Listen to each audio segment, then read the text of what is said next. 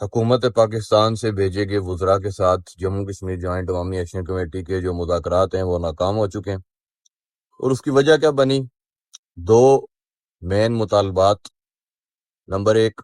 حکمرانوں کی مراد کا خاتمہ، نمبر 2 مہاجرین کی 12 نشستوں کا خاتمہ۔ تو میں یہ چاہوں گا کہ آپ لوگ اس بات کو بڑی غور سے سمجھیں کہ وہ جو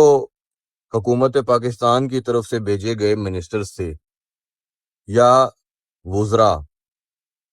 جو خود لینڈ کروزرز پہ بیٹھ کے آئے تھے اور جن کی اپنی بڑی بڑی مراد ہیں، اگر وہ آزاد کشمیر کے اندر اس چیز پہ ایگری ہو جاتے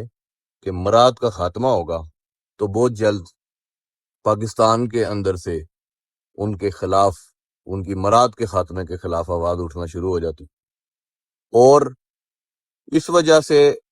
انہوں نے اپنے پیٹی بھائیوں کو، یعنی یہاں کے حکمرانوں اور منسٹرز کو،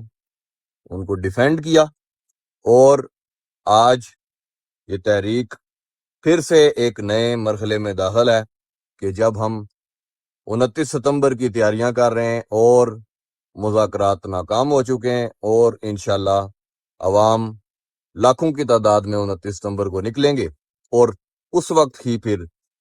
مذاکرات کو دیکھیں گے کہ یہ کس طرح اپنی مراد کا خاتمہ نہیں کرتے۔ دوسری بات، مہاجرین کی 12 نشستوں کا خاتمہ۔ وہ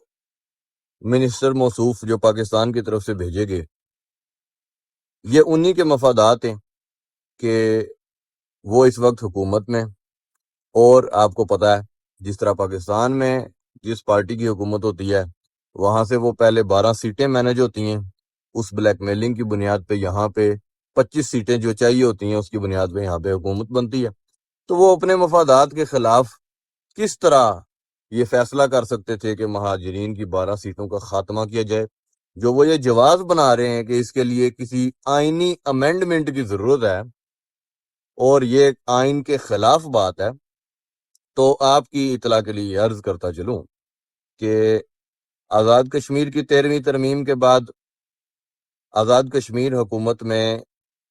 ٹوٹل 16 منسٹر سے زیادہ رکھنے کی اجازت نہیں ہے۔ 16 منسٹر رکھے جا سکتے ہیں، لیکن موجودہ حکومت کے پاس 32 منسٹر ہیں۔ کیا یہ آئین کے خلاف نہیں ہے؟ تو جب ان کے اپنے مفادات ہوتے ہیں تو اس وقت آئین ان کو نظر نہیں آتا، اس وقت آئین میں ترمیم بھی ہو جاتی ہے، لیکن جس وقت عوام کے مفادات ہیں اور ان کے مفادات کو ٹھیس پہنچ رہی ہے تو اس وقت پھر اس میں آئین آڑے آ جاتا ہے، قانون آڑے آ جاتا ہے۔